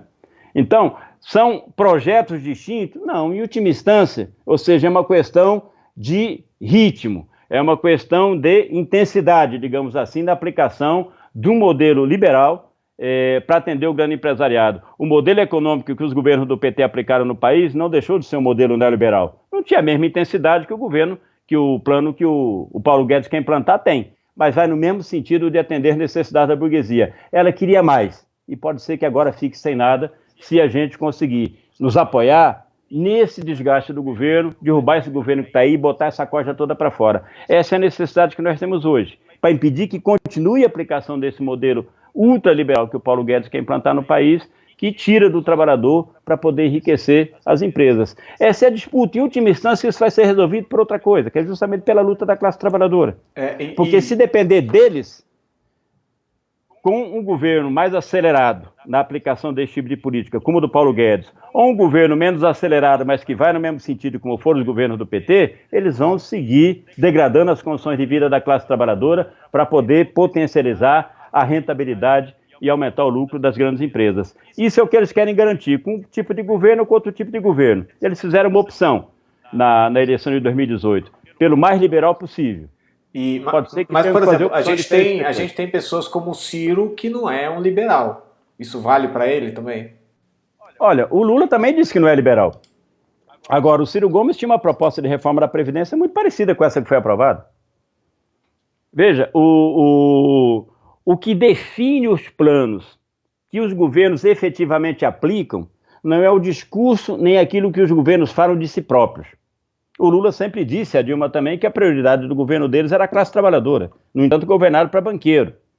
Aí tem a ver com o que é essa política, a chamada política tradicional no nosso país. Eles estão preocupados com o voto lá na eleição seguinte. Agora, o que faz efetivamente cada um desses governos é determinado pelas grandes corporações econômicas, pelo grande empresário, especialmente pelas multinacionais. Veja, não foi uma escolha do Brasil destruir cada vez mais a indústria instalada no país e transformar o país no exportador de produtos primários, de grãos produzidos na agricultura, ou de minério de ferro, ou de petróleo. Não foi uma decisão do Brasil, foi uma decisão das grandes corporações econômicas internacionais, do imperialismo, que na divisão mundial do trabalho, né, voltou a que o Brasil se relocalize num papel muito parecido que ele tinha quando era colônia. Quando o Brasil era colônia, qual era o papel do Brasil no mercado, na divisão mundial do trabalho? Era oferecer produto primário para as metrópoles. Era a cana-de-açúcar, depois era o café, depois era não sei o quê, mas era produtos primários. Houve um processo de industrialização grande no país, no final da primeira metade do século passado, depois na própria ditadura se aprofundou o processo de industrialização, isso começa a ser desmontado logo depois da ditadura. E os investimentos na indústria se transferiu para a China, fundamentalmente, do imperialismo no mundo todo. E o Brasil voltou a ser um grande fornecedor de produtos primários. Por isso a gente fala em recolonização do Brasil, ou em retração colonial no Brasil, porque isso limita a capacidade de enriquecimento do país, de enriquecimento do povo. Produção de riqueza é indústria. O Brasil tem que desenvolver sua própria tecnologia, o Brasil tem recursos para isso. Tem uma população imensa, tem um território imenso, tem plenas condições de se desenvolver, de ser uma grande nação, de assegurar a vida digna para todo o seu povo, de apoiar, de ajudar os nossos irmãos da América Latina. No entanto, ele é transformado num fornecedor de matérias-primas para o império, para que quem enriqueça com as riquezas que nós temos aqui, sejam os banqueiros que estão lá em Nova York. Agora, isso está sendo aplicado pelo governo do PMDB, pelo governo do Collor, do Sr. Itamar Franco, pelo governo da FHC, pelos governos do PT também, depois pelo Temer e agora pelo governo do Bolsonaro. Então, mudar isso implica tirar os setores do empresariado. Seja ele o mais troglodita, como o Bolsonaro, seja ele o mais civilizado, como o Fernando Henrique, ou aqueles que são conciliadores, que fazem o papel de capacho do grande empresariado, como foram os governos do PT. Nós sempre temos um governo da nossa classe, para garantir que os recursos que o nosso país tem, que a riqueza que nós produzimos com o nosso trabalho seja usada em primeiro lugar para garantir vida digna para o nosso povo. Segundo, para organizar a nossa sociedade de maneira que as pessoas possam viver plenamente como seres humanos. Nós temos que acabar com a violência contra as mulheres. É um escândalo o machismo no país. A violência contra os negros, as negras, o racismo. A violência contra os povos originários. São 5 indígenas só dos Guajajaras que foram assassinados esses dias pelos madeireiros, pelos garimpeiros que estão invadindo e pelo agronegócio que estão invadindo as terras deles lá no Maranhão, né? Nós temos que acabar com a discriminação contra as pessoas LGBT. Nós temos que assegurar um lugar para a juventude do nosso país, acesso à educação, à cultura, ao lazer. Nós podemos assegurar as condições para que as pessoas vivam de forma digna. Agora, para isso, é preciso que os trabalhadores controlem o país. É preciso que a gente assuma o controle do poder político no país. Sem isso, o Brasil não vai mudar. Zé, deixa eu aproveitar essas últimas frases suas. Eu tenho certeza que você viu a resposta que o Bolsonaro deu às 5 horas à coletiva de imprensa que o Moro fez pela manhã ontem, e aquilo lá foi um show de horrores, né? Sem pé nem cabeça, ele foi do aquecedor da piscina, a sogra dele e etc., né? Mencionou um monte de coisas ali que, né, no mínimo, estranhas. Mas teve uma coisa que ele comentou, e eu acho que tem a ver com isso que você estava falando, que eu acho que é significativo, a comparação que ele fez com o caso da Marielle. Você acha que ele resgatou isso, né? Eu quero saber assim, você acha que tem alguma relação?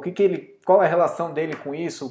Né? Por que resgatar o caso da Marielle nesse discurso contra o Moro? Você acha que existe alguma relação na briga dele com o Moro e o assassinato da Marielle no Rio de Janeiro? Olha, Romerito, o que eu acho? Eu acho que a única explicação para o Bolsonaro ter feito o que fez nesses dias, que gerou essa ruptura do Sérgio Moro com o governo, é um desespero muito grande. Obviamente, ele é um troglodita, ele é uma pessoa que tem uma capacidade de raciocínio muito limitada para ser bonzinho aqui, não é? Mas ele não é um estúpido. Ele chegou até onde chegou porque não é um estúpido. Então ele consegue analisar as coisas, ele sabe o risco que correu nesse enfrentamento que ele resolveu levar adiante com o Moro. Agora, por que então o cara faz uma coisa dessa? Eu acho que é um desespero da parte dele. Porque as investigações que a Polícia Federal estão fazendo está chegando à família dele, por vários caminhos distintos. Desde o problema da CPMI e das fake news no Congresso, que está chegando ao gabinete do Eduardo Bolsonaro na Câmara dos Deputados, aquele inquérito que o Supremo abriu ano passado das fake news contra os ministros do Supremo, que aparentemente estão chegando no Carlos Bolsonaro, as investigações que se abriram agora sobre essas manifestações que houve em Brasília, lá em frente ao quartel do Exército, vai chegar no mesmo Carlos Bolsonaro e nos empresários que financiaram a organização daquela manifestação, financiam as fake news, porque isso aí é muito dinheiro que se joga nisso, nesses robôs, nessas agências de publicidade que ajudam ele a disseminar esse mar de horrores aí nas redes sociais, não é? E vai chegar a eles também através das investigações do Rio. Você deve ter visto aquilo que o Intercept publicou hoje, ou seja, que tem a ver justamente com a investigação da rachadinha no Rio de Janeiro, que envolve o Flávio Bolsonaro, de que ele estaria não só financiando a construção daqueles prédios irregulares, aliás, um caiu dias atrás, matou várias pessoas lá no Rio de Janeiro, mas ele não só está financiando, como está ganhando dinheiro com aquilo. E o dinheiro que ele usa para financiar é o dinheiro que ele pega da rachadinha, ou seja, é dinheiro que ele rouba do Estado através de funcionários fantasmas. Então, isso tudo está chegando no tiro dele, ele quer parar. Por alguma coisa, ele insistia com o Moro que tinha que trocar o superintendente da Polícia Federal do Rio também. Ele quer parar essas investigações. Ele precisa fazer isso.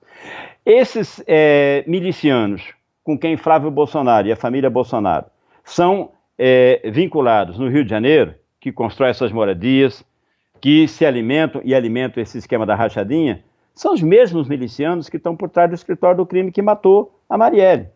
Então, não há envolvimento? É muito difícil que não haja envolvimento. É bastante provável que haja envolvimento dos milicianos que mataram a Marielle com os milicianos que são, aliás, os mesmos que têm relações com a família Bolsonaro, Quem foi que mandou, quem foi que organizou isso, é preciso aprofundar a investigação para ver. Agora, essas coisas não existe coincidência a esse nível no mundo que nós vivemos. Então eu acho que há sim relações, e a única coisa que explica o desespero dele para tentar mudar sim ou sim o diretor da Polícia Federal, ainda que seja ao custo da ruptura com o Sérgio Moro, eu acho que foi esses motivos. Então, essas ilações todas que ele faz, a explicação que ele tentou dar lá para a questão do porteiro, tudo isso, tem a ver que essa é uma fonte de preocupação permanente dele. É uma fonte de preocupação permanente, porque ele sabe que ele, ao contrário do discurso dele, é uma família e um político que a vida inteira teve envolvido nessas falcatruas, que isso é falcatrua, e segue praticando esses crimes todos agora na presidência da República. Não tem nada a ver com esse discurso vestal que ele faz, esse discurso de moralista, de honestidade, não tem nada a ver. É para inglês ver esse discurso que ele faz.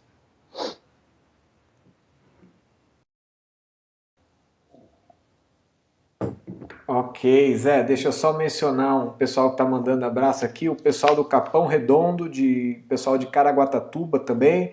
O Jorge está mandando um abraço da Argentina. Zé, deixa eu aproveitar, perguntar, mudar um pouco de assunto. Estão perguntando aqui sobre se não seria a hora de agitar greve geral nas fábricas não essenciais e colocando aqui a questão do fora Bolsonaro e Mourão. Você acha que já está na hora disso? Estão perguntando aqui. Eu acho que é necessário que a gente busque ter criatividade. Nós estamos frente a um problema agora, que existe a quarentena. A rigor, nós temos que exigir que de fato haja quarentena, haja o isolamento social, porque não há nesse momento. Nós temos que exigir que essas fábricas todas, à exceção daquilo que é essencial, paralise para poder permitir às pessoas manterem o distanciamento social, fazer a quarentena. Isso não está colocado.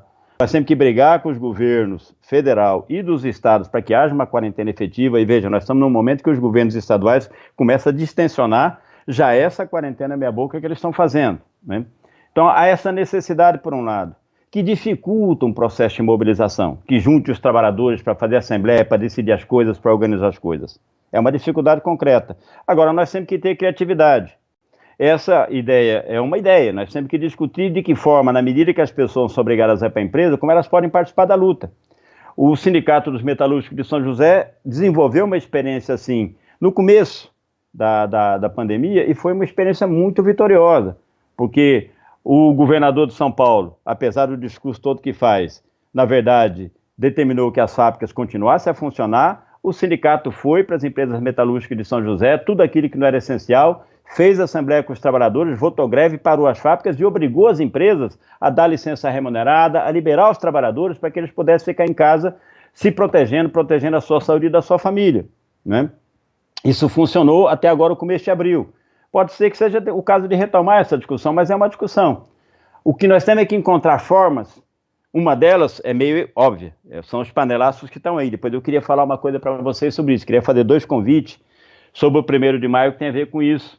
Me lembra aí, Romerito, para que a gente não deixe de fazer isso aqui durante a live. Sim. Mas os panelaços são uma forma de participação das pessoas, mas nós temos que buscar com criatividade outras, né? Sem deixar, gente, nós não podemos entrar numa que é o seguinte, já que o pessoal não está fazendo isolamento mesmo, vamos então, todo mundo nos movimentar. Não. Gente, as consequências disso que nós estamos vendo na periferia dos grandes centros urbanos vão ser muito graves. Muita gente vai perder a vida por isso. Nós não podemos brincar com essas coisas. Esses governadores, esses prefeitos, apesar do discurso que fazem contra o Bolsonaro, são os assassinos, da mesma forma que ele. Porque depende das autoridades do país garantir condições para que essas pessoas possam ficar em casa. E esses caras não fazem isso. Eles protegem as grandes empresas e os bancos, quando deviam, na verdade, pegar o dinheiro público e garantir o salário de todos os trabalhadores que trabalham nas pequenas empresas, porque o pequeno empresário não tem, de fato, condição de pagar o salário do trabalhador. O Estado deveria pagar para manter esse trabalhador em casa. Devia pagar o salário daquele que trabalha no comércio, manter a loja fechada para ficar em casa. Agora, não para as grandes empresas. A Embraer, a General Motors, esse povo tem dinheiro que acumularam com o lucro arrancado das costas dos trabalhadores durante anos. Eles têm que usar esse dinheiro que tem para pagar os trabalhadores e deixar os trabalhadores em casa. O governo faz o contrário. Ajuda os bancos, as grandes empresas, não ajuda a pequena empresa. Então nós temos aí milhões de desempregados no país, que trabalham na pequena, microempresa, que são os maiores empregadores do país e não têm condição de sustentar os seus empregados, então aumenta o desemprego aumenta a necessidade e as pessoas saem para buscar recursos. Por quê? Porque junto com isso o governo não garante a renda social para todo mundo. Então a nossa briga em primeiro lugar é garantir isso, renda social, garantir o isolamento social para proteger a vida e a saúde das pessoas. Dentro disso, nós temos que botar a cabeça para pensar, para ver as iniciativas que a gente pode ter, porque nós temos que fazer crescer o processo de mobilização, ainda agora, enquanto durar a quarentena. Depois que acabar a necessidade de quarentena, mais ainda. Porque não nos iludamos. Não é no Congresso Nacional que vai sair uma alternativa para o país, para a crise que nós estamos vivendo, que atenda aos nossos interesses. Não vai vir da Rede Globo, dessa turma aí, vai vir da luta da classe trabalhadora. Da luta da classe trabalhadora. Nós é que temos que fazer o vento a nosso favor, ninguém vai fazer para nós. Então, é uma ideia, pensemos, é possível organizar isso, uma paralisação geral? Nós temos um obstáculo grande para isso, porque os trabalhadores entendem, isso que a gente fala, uma greve geral podia mudar a situação do país, e o trabalhador entende isso. Ele sabe, por exemplo, quando ele é confrontado agora pela empresa, aprovaram lá uma lei, que autoriza a reduzir o salário e a jornada. Se aceita aí, eu vou reduzir o teu salário. O trabalhador olha para o lado e fala para a gente, uma greve só na minha fábrica aqui não vai me garantir o meu salário 100% e o meu emprego. Eu vou acabar perdendo emprego. Então ele acaba aceitando a redução do próprio salário. Porque ele olha e vê que uma situação dessa só muda se toda a classe trabalhadora do país entrar em luta ao mesmo tempo. E isso não se resolve numa luta fábrica por fábrica ou categoria por categoria. E o cara olha, e as direções, as organizações nacionais da classe trabalhadora, que deveriam estar nesse momento tratando de construir as condições para isso, para uma greve geral, para uma paralisação geral, estão fazendo o que a direção das centrais sindicais estão fazendo. Se negaram, inclusive, a fazer aquilo que o Sindicato de São José fez. Vamos tentar, fábrica por fábrica, aqui parar para tentar forçar uma licença remunerada, uma coisa assim, para preservar a saúde dos trabalhadores. Esse povo fica pedindo para o Rodrigo Maia, pedindo para o STF resolver os problemas da classe trabalhadora, sabendo que o Rodrigo Maia, a Câmara dos Deputados, o STF são instituições que não estão aí para resolver os nossos problemas, estão aí para proteger os interesses dos patrões. Então, isso é uma dificuldade que nós temos para uma mobilização de caráter nacional neste momento. Como é que nós vamos mudar isso? Lutando, tratando de organizar onde nós estamos, tratando de difundir essa necessidade, ganhando cada vez mais trabalhadores para cobrar os seus dirigentes, para que isso seja feito. Dessa forma a gente vai tratando de organizar o trabalhador dentro da fábrica que a gente está, no bairro que a gente vive, na cidade que a gente vive, porque nós não temos garantia que essas direções vão mudar a postura que elas têm hoje. Aliás, a maior parte delas provavelmente não mude. Agora nós podemos passar por cima delas. Para passar por cima delas, nós temos que organizar os trabalhadores aqui embaixo. É isso que nós temos que fazer neste momento para que a gente possa criar condições de romper esse bloqueio e tratar de produzir o processo de mobilização que a gente precisa para mudar o país. Por isso é tão importante o problema da auto-organização dos trabalhadores. Por isso é tão importante estimular experiências como essa, de solidariedade, de arrecadação de alimento, que seja como tem sido feito no movimento popular, de organização das comunidades para poder tratar de organizar a população local para proteger a saúde. Nós temos que desenvolver essas experiências, multiplicar essas experiências para tudo quanto é lugar, de moradia, para as fábricas, para as escolas, porque se o povo se organiza por baixo, a gente passa por cima desses dirigentes e trata de organizar o processo nacional de lutas que a gente precisa para que a gente possa mudar o nosso país. É isso que a gente tem que fazer. Ok, Zé, mas você está dizendo de organizar e mobilizar as pessoas, isso tudo soa um tanto distante. Você está dizendo que as direções não cumprem esse papel e etc. A gente tem, por exemplo, essa semana o portal do PSTU publicou uma matéria sobre um frigorífico em Passo Fundo, no Rio Grande do Sul, e que estão sendo escondidos os casos de coronavírus, né? A gente tem relatos da mineração e que as pessoas continuam trabalhando normalmente, aglomeradas e etc. E tem o próprio caso de Manaus, que a gente ia discutir hoje, que está totalmente em colapso. Parece que é para ontem essa mobilização, né?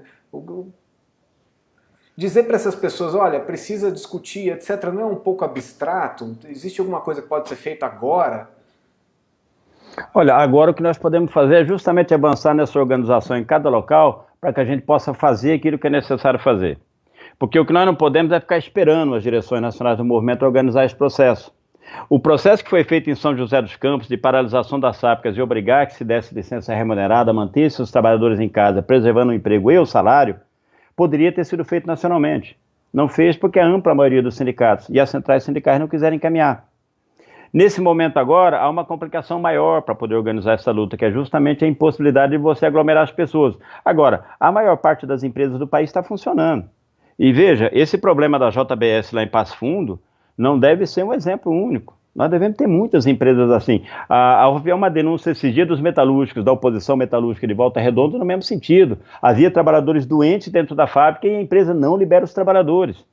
É uma empresa com 18 mil empregados numa cidade com 250 mil habitantes. Vai contaminar a cidade toda, entende? E as empresas não param, porque para elas o importante é o lucro. A mesma coisa acontece na mineração.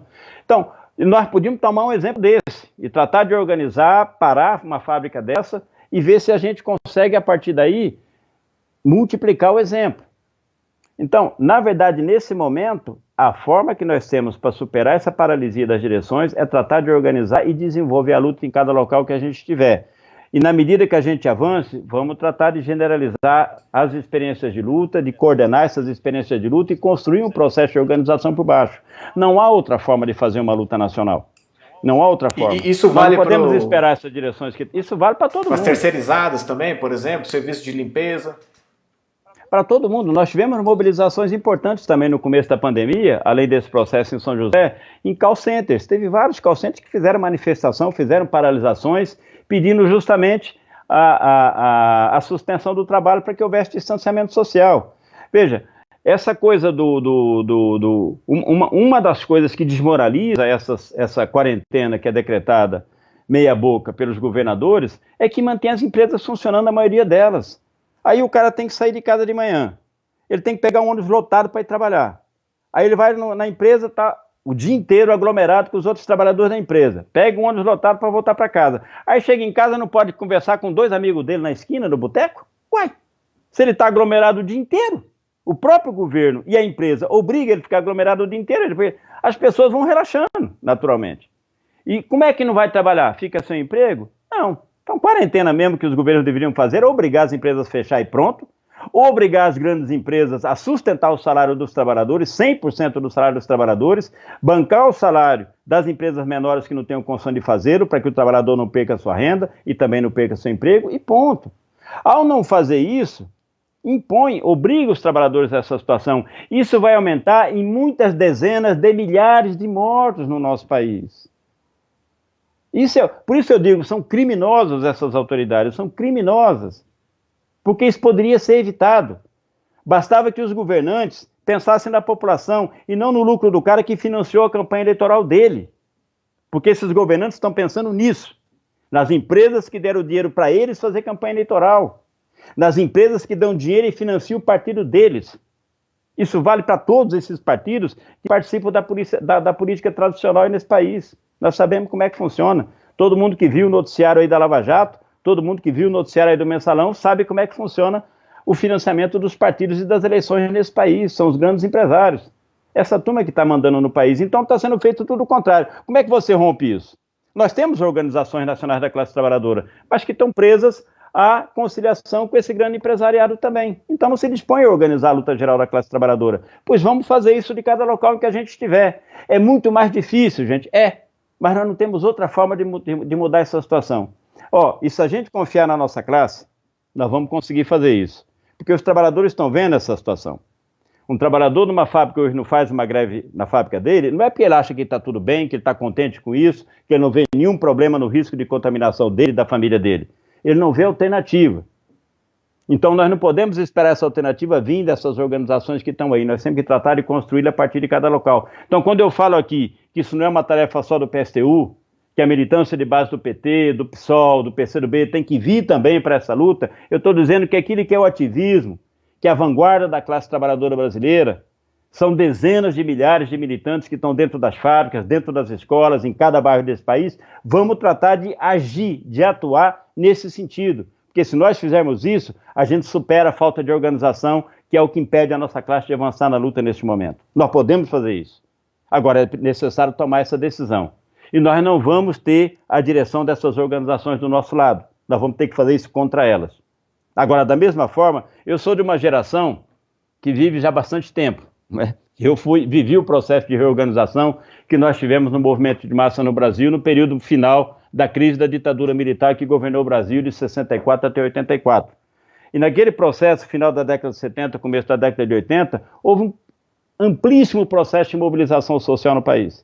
E fruto daquele processo de mobilização social no país, surgiram duas das maiores organizações que a classe trabalhadora construiu, não nesse país, no mundo, o PT e a CUT. Aquilo surgiu também contra as organizações tradicionais que nós tínhamos de antes.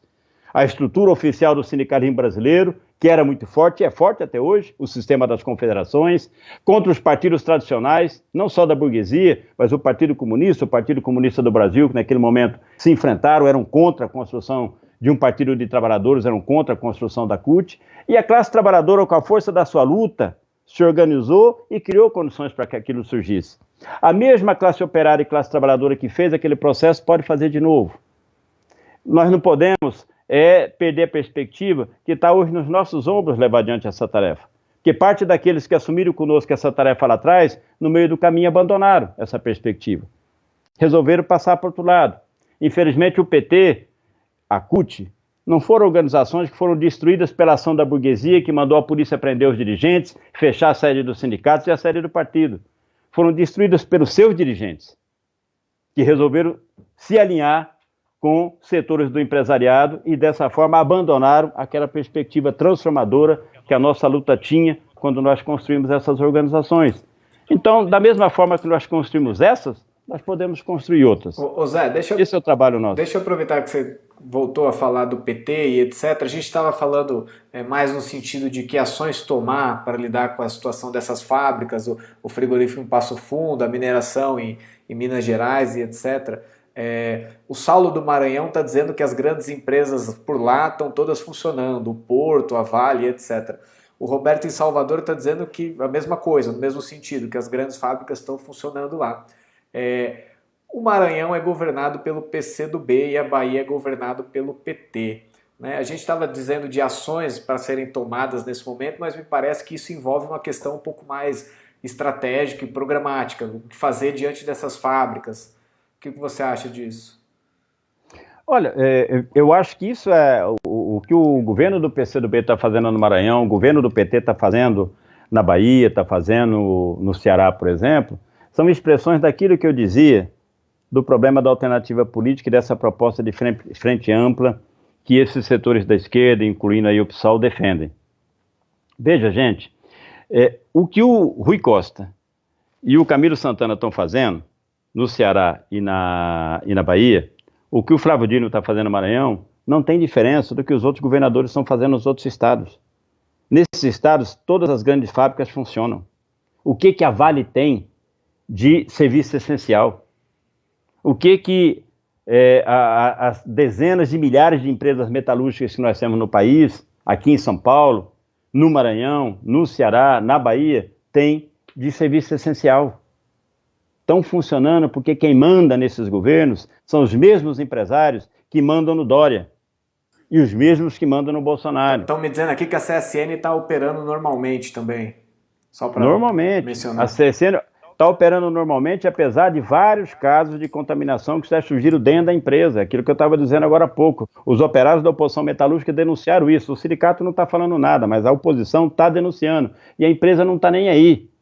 O seu Benjamin Straibusch aqui da Fies não está nem aí, porque ele não está lá dentro da fábrica. Quem está lá dentro da fábrica são os operários. Agora, esses governos não estão fazendo nada de diferente dos outros, absolutamente nada. Em última instância, o que está sendo preservado fundamentalmente é o interesse das grandes empresas, né? Então, desde esse ponto de vista, ou seja, uma mudança nesse quadro é aquilo que eu dizia, uma mudança nesse quadro implica os trabalhadores assumirem o controle da sociedade. Porque essas organizações que atuam em consonância com os limites da institucionalidade dessa sociedade que nós temos hoje, acabam fazendo, quando chegam no governo, né, o mesmo que os anteriores faziam.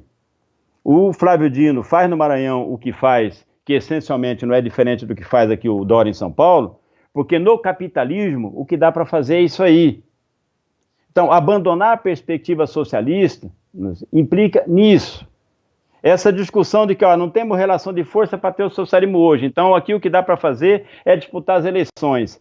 Esse abandono, ele é um problema profundo, porque as condições para que a gente possa fazer uma transformação socialista no nosso país dependem do trabalho que nós fizemos desde agora, do trabalho cotidiano de conscientização da nossa classe e de organização dela para essa luta. Se eu abandono esse trabalho agora, com a alegação de que não existe condições agora de fazer uma transformação socialista, deixo para o futuro, é igual a conversa do horizonte. O horizonte está lá, você dá 2 passos, o horizonte vai 2 passos para lá, não chega nunca. Na verdade, de fato, essas pessoas abandonaram essa perspectiva e se acomodaram a uma ideia de que vão governar a sociedade nos limites do capitalismo. Isso levou o PT a fazer o que fez quando governou o Brasil por 14 anos. Não é um problema das qualidades de caráter das pessoas que estavam no governo, é de condições objetivas. Os limites do capitalismo é isso. E se você aceita os limites do capitalismo, você vai no governo reproduzir todos aqueles mecanismos através dos quais a burguesia controla a sociedade e arranca o couro das costas do trabalhador para poder enriquecer. E esses governos viram instrumentos dessa dominação da burguesia. Seja o governo do PSL do Bolsonaro, do PSDB, seja o governo do PT ou do PCdoB. Não há como governar numa sociedade capitalista junto com o empresariado sem arrancar o couro das costas do trabalhador para ajudar o empresariado. Para que a gente possa governar um Estado ou um país a serviço dos trabalhadores, nós temos que botar a classe operária no poder de fato, ou seja, no controle da sociedade. Para que ela, em primeiro lugar, acabe com a grande propriedade para poder planejar e utilizar os recursos que o país tem, a capacidade de produção de riqueza, a capacidade de produção industrial que o país tem, a rede de serviços que o país tem para atender a população e não para dar lucro para as pessoas. Enquanto isso não for feito, nós vamos continuar sendo escravos de banqueiro. E aqueles que estão no governo, junto com o grande empresariado, vão ser os capitães do mato contra nós. Vão ser os capatazes que vão meter o chicote nas nossas costas para poder garantir os interesses do grande empresariado. Lamentavelmente, esse é o papel que cumpre esses setores. Muito bom, Zé. Deixa eu só aproveitar e mandar um abraço aqui. O pessoal está mandando uma saudação aí, o pessoal da Universidade Federal de Lavras, o ABC Paulista, um abraço pessoal aí do ABC, o Bart de São Carlos, John Vega da Costa Rica tá mandando um abraço também. Um abração aí, John. A Hortência tá dizendo aqui nos comentários que nunca tinha ouvido e que tá gostando muito. Hortência, a gente tem um link aí para você deixar o seu cadastro, se você quiser conhecer mais, deixa o seu contato aí, a gente manda uma mensagem para você, ok? Zé, a gente está com 1h40 de live. Tem mais... Deixa eu fazer um convite aí. Claro, faça. Perfeito. Não, então, gente, eu insisti muito aqui que o centro, eu acho, das tarefas nossas hoje tem a ver com isso, tratar de construir um movimento de massas, um processo de mobilização. Nós vamos ter que ter muita criatividade para botar para fora Bolsonaro, Mourão, a sua trupe toda. É condição para defender a saúde da classe trabalhadora, da população brasileira, é condição para parar os ataques às condições de vida da nossa classe, para que não descarreguem nas nossas costas o custo dessa crise econômica. E essa é, portanto, a tarefa fundamental. Vamos cobrar os dirigentes, cobrar as grandes organizações para que nos ajude a encaminhar, a construir esse grande processo de mobilização. Nós temos agora, no 1º de maio, deve haver um ato unificado, que é esse das centrais que eu falei para vocês aí, inclusive, para que não se convide esses setores que a direção das centrais querem convidar, mas nós vamos estar aí. Agora, no 1º de maio, vai acontecer 2 outras coisas muito importantes. Por volta de 2 horas da tarde, nós vamos transmitir, o PSTU vai transmitir um 1º de maio que a Liga Internacional dos Trabalhadores está promovendo, que vai ter falas de dirigentes da nossa classe aqui do Brasil, do Chile, da Itália, de vários países do mundo. Vai ser um 1º de maio internacionalista para afirmar nesse dia, que é o Dia Internacional de Luta da Classe Trabalhadora, essa ideia de que a luta da nossa classe é uma luta internacional, é uma luta mundial, porque a burguesia que nós queremos destruir aqui e o capitalismo que nós queremos destruir aqui é a mesma burguesia, o mesmo capitalismo que a gente precisa destruir no mundo todo para que a gente possa mudar a vida da nossa classe. A nossa classe, a classe dos operários, dos trabalhadores, é a mesma classe no mundo inteiro. Então nós queremos convidar você, 2 da tarde, isso vai estar sendo transmitido pelo site da LIT, mas também pelo site do PSTU. Vocês devem ter aí, eu imagino, o Romerito, não sei se está aí na tela, o site do PSTU, pstu.org.br. Tá, vai transmitir também. Tem um link aqui. Às 2 da tarde, esse 1º de maio. E às 5 horas, esse ato unitário das centrais está programado para terminar por volta de 5 da tarde. A gente quer promover, aí não é só o PSTU, a CST com Lutas está convidando, a ideia é todo mundo que quiser, vamos juntar todo mundo às 5 horas da tarde e fazer um grande panelaço nacional pelo Fora Bolsonaro, Fora Mourão. Fora Bolsonaro, Mourão e sua trupe. Um grande panelaço nacional às 5 horas da tarde, a hora que estiver terminando aí essa atividade das centrais sindicais. A atividade das centrais sindicais deve ir das 10 às 5. 5 da tarde a ideia é fazer um panelaço nacional aí pelo Fora Bolsonaro, Fora Mourão. Então queria convidar vocês para ajudar a difundir por aí, se somar nessa iniciativa que é da Conlutas, mas não é só da Conlutas. Nós estamos chamando todo mundo, a ideia é uma coisa unitária, com todo mundo que é a favor de botar para fora o Bolsonaro. Vamos fazer uma coisa simbólica também no 1º de maio, 5 horas da tarde, para marcar esse repúdio da classe trabalhadora a esse pulha que está no governo federal, e também para a gente ir com a nossa atividade ajudando a influenciar as pessoas que estão próximas da gente. Também esse tipo de atividade ajuda a ganhar mais gente para essa ideia de que é preciso botar para fora esse governo para que a gente possa defender os interesses da classe trabalhadora. Ok, o Raoni Lucena do Rio de Janeiro estava perguntando sobre o 1º de maio, acho que está respondido, né, Raoni? Zé, já que você entrou aí no convite e estava mencionando antes, a gente está aí com 1h45 de live, acho que a gente pode ir encaminhando. Existe um problema todo nisso aí, e a gente começou a live discutindo o problema da crise política do governo, e isso tudo é atravessado pela pandemia, né? A gente discutiu a questão das fábricas que continuam funcionando e etc. Mas do ponto de vista estratégico, você fez toda a polêmica com outras organizações, o debate da frente de esquerda sempre entra, né? Polêmica com PCdoB, Lula e etc., impeachment ou não. Para a classe trabalhadora hoje que sofre, né, tanto com os ataques, retiradas de direito, como a gente discutiu essa semana, como a pandemia, né, um risco de vida, de saúde, né, o programa do PSTU para isso, assim, como garantir emprego, renda e, ao mesmo tempo, respirador, né, saúde mínima para a classe trabalhadora, né? Qual a saída você aponta para a gente? Então, na verdade, a gente vive num país, Romerito, que eu costumo repetir muito isso, é um país que tem plenas condições de atender as necessidades da população, assegurar uma vida digna, assegurar as condições materiais para que todo mundo tenha uma vida digna. Ao mesmo tempo que nós temos que organizar uma sociedade de forma que as pessoas sejam livres, né, de toda forma de opressão, de exploração. Portanto, as medidas são relativamente simples. Porque o problema é se a gente vivesse num país que não tivesse recursos para atender a necessidade do povo. E aí como é que você faz? Porque você não tem recurso, você não tem condição de fazê-lo. O Brasil tem. Então, há desde coisas muito básicas, que era proibir as demissões de trabalhadores durante essa situação que nós estamos vivendo, assegurar o pagamento do salário das empresas pequenas, que não tivesse condição de arcar com essa despesa neste momento, proibir as grandes empresas de demitir os trabalhadores e obrigá-las a pagar o salário dos seus empregados, era reconverter a produção de muitas empresas do nosso país que podem produzir equipamentos médicos, hospitalares que são necessários para assistência às pessoas. A gente vê o drama dos respiradores hoje no país, essa dificuldade de importar, isso é só expressão da anarquia que é essa sociedade, porque o Brasil tem um parque industrial dos maiores do mundo e dos mais diversificados do mundo. O Brasil poderia perfeitamente produzir todas essas coisas que são necessárias para que a população brasileira tivesse um serviço de saúde que pudesse atendê-la numa situação como essa. Sabe por que não tem? Porque não dá lucro.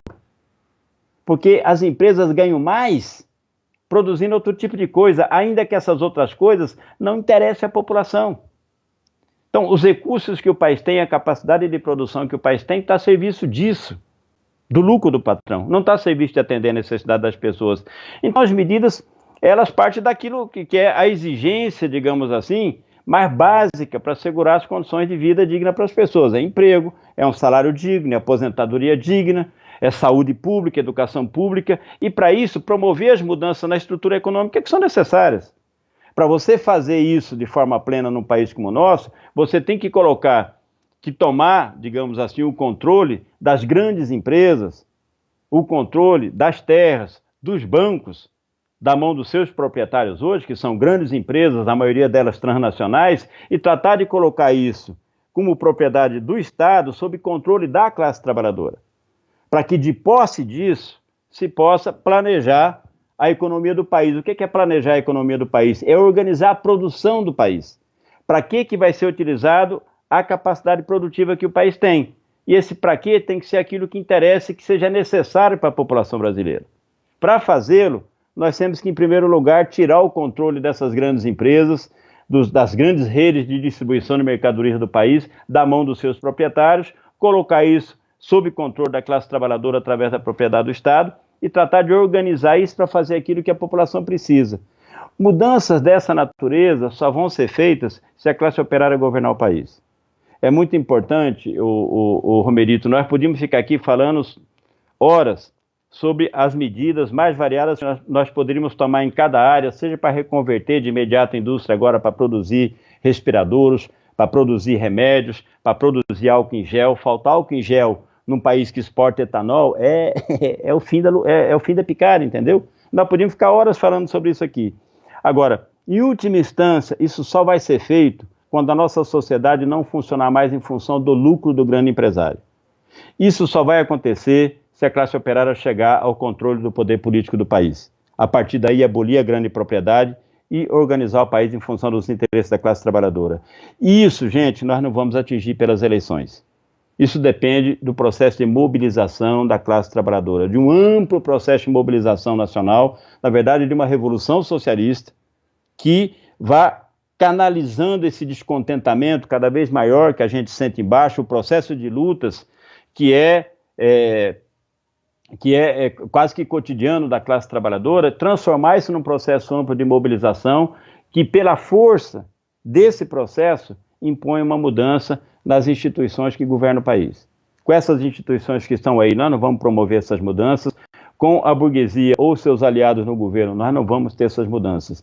Nós temos que tratar de avançar na nossa organização para que a classe trabalhadora possa chegar ao controle do poder político do nosso país. Por isso o PSTU é um partido que participa das greves, que está em tudo quanto é mobilização por aí, porque nós achamos que é assim que a gente vai educando e organizando os trabalhadores. A gente participa das eleições também, para poder disputar a consciência dos trabalhadores, para a necessidade dessa revolução, para a necessidade do socialismo, para a necessidade de superar o capitalismo, mas nós somos fundamentalmente um partido que se constrói para esse momento.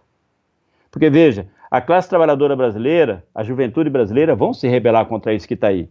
Eu estava dizendo para você, nós estamos no começo de uma catástrofe que está se abatendo sobre a classe trabalhadora brasileira, que mesmo os economistas da burguesia dizem que são correspondentes de uma guerra, da Segunda Guerra Mundial, porque vai ser uma destruição imensa. E, gente, em toda crise, e quanto mais profunda mais é assim no capitalismo, mais eles descarregam o custo disso nas costas da classe trabalhadora. Vai para uma degradação muito maior das condições de vida do povo ali na frente. É isso que vai levar, demorando um pouco mais, demorando um pouco menos, mas vai levar a que a classe trabalhadora se rebele nesse país. Ela vai se revoltar, vai se insurgir contra essas condições que estão sendo impostas à sua vida. O problema é como transformar essa insurreição, essa revolta da classe, numa revolução que possa mudar o país. Nós construímos um partido para esse momento, para cumprir esse papel, para ser o polo consciente, um instrumento político dessa massa revoltada, para transformar essa revolta numa coisa que seja construtiva, que tire tudo que está aí, que governa o nosso país hoje, mas coloque no lugar instituições que sejam da classe operária, conselhos populares, organizações do nosso povo dentro das fábricas, nos bairros dos grandes centros urbanos, e através desses conselhos é que se vai construir um governo que promova essas mudanças que nós precisamos no país. Então nós construímos um partido para isso, para ser esse polo consciente. Nós já discutimos um pouco isso, quem assistiu àquela outra live, a revolução, ela é feita, a força da revolução para fazer as mudanças que nós precisamos fazer no país, ela vem da luta da classe, que vai acontecer conosco ou sem nós. Os trabalhadores vão se revoltar com PSTU ou sem PSTU, eles vão se revoltar pelo que o capitalismo faz da vida deles. O problema é, essa revolta só se transforma em revolução se eu tenho uma direção política para ela, se eu tenho um polo consciente. É esse polo consciente que nós estamos construindo com o PSTU. Por isso é tão importante, em cada momento da nossa luta, não só ajudar a encaminhar a luta dos trabalhadores, avançar na sua organização, na sua consciência, mas ir construindo esse polo consciente, fortalecendo esse polo consciente. É nessa tarefa que eu chamo a que se somem aqueles camaradas que querem de fato transformar esse país, aquelas companheiras, aqueles companheiros que estão hoje inclusive na base de outros partidos, do PT, do PSOL, mas que são socialistas, que querem ver uma transformação socialista desse país. É esse instrumento político aqui, meus camaradas, que vocês têm que estar construindo conosco para que isso aconteça. Porque essa transformação não vai vir pelo caminho que apontam esses partidos aí, não. Vão vir pelo caminho da luta do povo, da organização da classe trabalhadora, de um governo da classe operária. E o instrumento político para construir esse caminho é esse instrumento político que nós estamos construindo em torno do PSTU. Eu queria, para terminando um pouco aqui a nossa conversa, Romerito, que já está tarde, insistir ou reafirmar nesse chamado a cada companheiro, a cada companheira que ainda não milita no PSTU, venha nos ajudar a construir esse instrumento. Nós só vamos criar condições para que a luta do nosso povo possa de fato transformar o nosso país se a gente construir essa direção política para a luta do nosso povo. A primeira condição para a mudança é a luta do povo, mas há uma outra condição que é tão indispensável quanto, que é a direção política para essa luta. A direção política é esse instrumento. Para isso a gente constrói um partido, fundamentalmente. Muito bom. Zé, a gente está aí com quase 2 horas, uma média aí de 600 pessoas, agora um pouquinho mais abaixo. Eu acho que o debate foi muito bom. Obviamente, gente, nunca dá para responder tudo, são muitos comentários, mas as lives seguem, ok? Zé, a gente agradece a participação de você e a disponibilidade nesse sábado, ok? Eu que agradeço, Romerito, e a todos e a todas que nos acompanharam aqui nessa conversa. Boa noite para vocês todos, bom domingo amanhã. Boa noite, Zé.